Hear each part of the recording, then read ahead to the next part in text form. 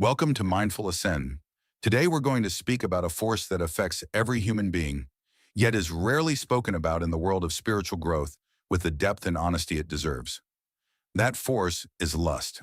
Not love, not passion, not sacred union, but lust, the insatiable craving, the burning desire that distracts the mind, dims the spirit, and slowly drains the soul of its light. Many of us believe lust is natural, that it's just part of being human. And in some ways, yes, it's natural, but not everything natural is helpful on the path of awakening. Lust, when left unchecked, becomes a powerful spiritual toxin. But here's the good news. There is a way to break its grip and reclaim your inner power. In this journey, we'll explore how lust drains your energy, the hidden spiritual consequences most people ignore, and how to transform this energy into something radiant and powerful. So take a breath, settle in. This is not a lecture. This is a soul-level conversation. Let's begin. Let's start by understanding what lust really is. Lust is a craving. It's not about love, not about deep connection. It's a hunger for possession, for stimulation, for escape.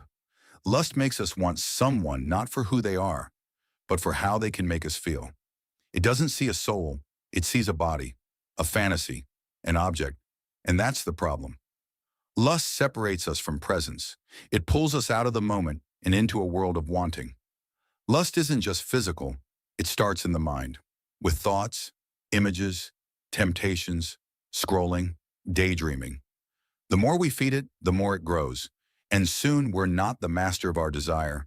Desire becomes the master of us. You might be wondering, how exactly does lust affect our spiritual energy? Think of your energy as a flame. Every thought, every action either feeds that flame or dampens it. When we indulge in lust, especially compulsively, we start to leak energy from our lower chakras. Our life force, the prana or chai, begins to flow downward and outward, not upward toward the crown. Here's what starts to happen. Mental fog. Excessive lust weakens focus. Your mind becomes clouded, anxious, distracted. Emotional restlessness. You feel constantly unsatisfied, no matter what you consume. Spiritual numbness. You lose sensitivity to stillness, silence, and divine connection. The ancient yogis called this ojas loss, the depletion of our sacred vitality. Every act of lust is a withdrawal from your spiritual bank account, and the more we withdraw, the emptier we feel inside. You might have noticed this yourself. After chasing lust, there's a high followed by a deep low. Regret, emptiness, guilt, shame. These are not punishments. They are signals from your soul saying, this is not the way. Listen, now let's go deeper. Why is lust so hard to resist? It's because lust operates like a drug. It releases chemicals in the brain, dopamine, adrenaline, serotonin. But unlike love, these highs are short-lived. They create a cycle of craving, withdrawal, and craving again. And here's the spiritual trap. The more you feed lust, the more it distorts your perception of reality. You see people as objects, not souls. You chase stimulation, not connection. You feel empty, so you go back for more, thinking it will fill you. But it never does. And in the silence of your heart, you know this. That's why many great spiritual traditions, from Buddhism to Christianity to Taoism, speak about sexual discipline. Not because sex is evil, not because desire is shameful, but because unconscious lust is a fire that consumes your essence. So how do we take our power back? It begins with awareness. You must see lust for what it is, not as pleasure, but as a thief of your light. Here's a truth. Every time you overcome lust, you strengthen your inner kingdom.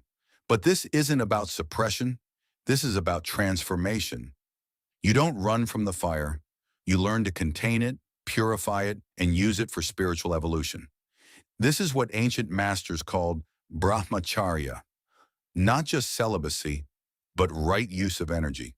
The goal is not to reject desire, but to become so rooted in presence, so connected to the divine within you, that lust has no hold over you. Let's now talk about practical tools. Here are 6 ways to take back your spiritual energy from lust. Mindful observation. When lust arises, don't act on it. Just observe it. Ah, here is craving. Here is the heat. Watch it like a wave. You'll see it rises and it falls. Breathe deep into the lower belly. Lust lives in the lower chakras. When you breathe into that area slowly, you restore calmness and clarity. Cold showers or movement, these shift your physical energy when the cravings feel intense. Use the body to move the energy upward. Meditate on the heart, place your attention on your heart center. Ask, what is it that I truly seek? The answer will never be lust. It will be love, wholeness, union with God. Limit exposure. What you feed your senses feeds your mind. Avoid media, scrolling, and triggers that ignite lust unnecessarily. Protect your mind like sacred ground. Transmute to creation. Sexual energy is creative energy. Channel it into art, music, service, or spiritual practice.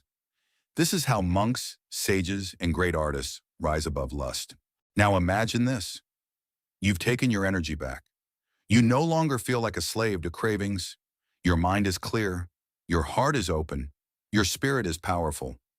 You feel calm in your presence. You radiate strength. Others notice it without you saying a word. You have become a master of your energy. And when lust arises, as it sometimes will, you greet it like a passing cloud, not with fear, not with shame, but with awareness. And just like that, it passes. This is freedom. This is power.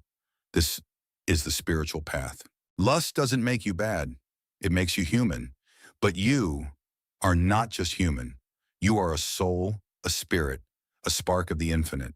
And your energy is sacred, so protect it, transform it, and use it to rise higher, not fall deeper.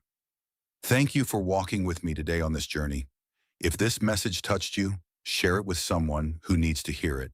And remember, you don't have to fight lust alone. Every breath, every prayer, every act of mindfulness is a step toward your freedom. Stay awakened, stay grounded, and keep ascending. This is Mindful Ascend. Until next time, peace be upon you.